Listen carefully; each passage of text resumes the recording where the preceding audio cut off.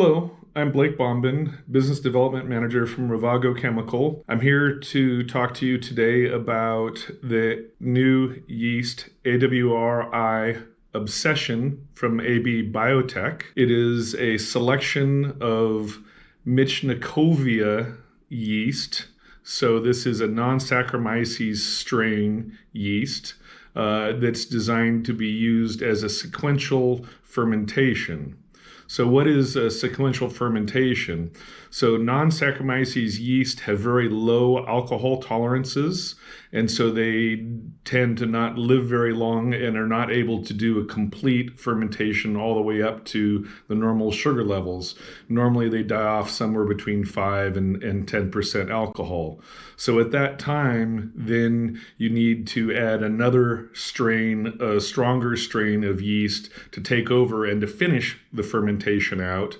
Ideally, a very strong regular strain like AWRI 796 or PDM, and then that would finish the fermentation. And so you would do the first half of the fermentation with one strain of yeast, and then the second half of the fermentation with a different strain of yeast. Well, why do that? Well, one, it's in vogue and trendy and interesting and different right now.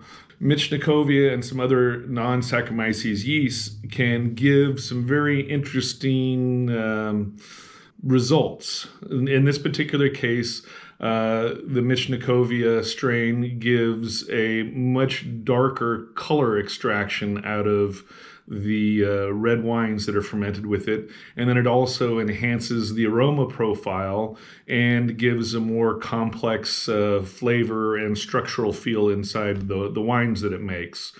So if you're looking to push the envelopes of your winemaking skill, and also with the fruit that you have, this is a good tool to give you that darker color. People drink with their eyes, they say, and so getting all the color you can out of the grapes that you have is extremely important. So a little bit more about this Michnikovia strain. One of the things to look out for with sequential inoculations, and not just this strain, but I would say probably a lot of strains, is they're not as hardy, and so there's a longer lag phase. So you need to kind of be a little more patient, because the fermentation will not pop off and start quite as rapidly as a standard Saccharomyces yeast fermentation would. And then also, ideally, you wouldn't necessarily feed the Michnikovia yeast, the OBSESSION yeast, first. You would wait until about half of the sugar has been fermented to alcohol, and then start feeding complex nutrient when you're getting ready to start the second fermentation with your AWRI 796 or PDM yeast. So what are some of the other features of the OBSESSION yeast other than enhancing color and giving a more complex aroma and flavor structure to the wine? Well, it's a low SO2 producer, which is especially key if you're going to do sequential inoculations, because you don't want a high SO2 level in your wine when you're trying to start the second inoculation of your second strain of yeast. A high level of SO2 can inhibit that or make it harder for your second inoculation to kick off.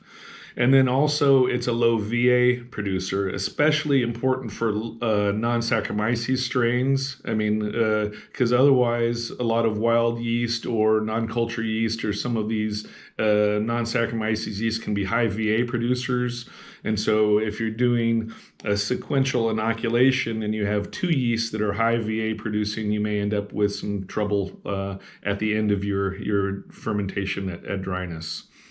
And then also it's a low foaming yeast, so that way it doesn't rise up too much of your cap in the fermentation.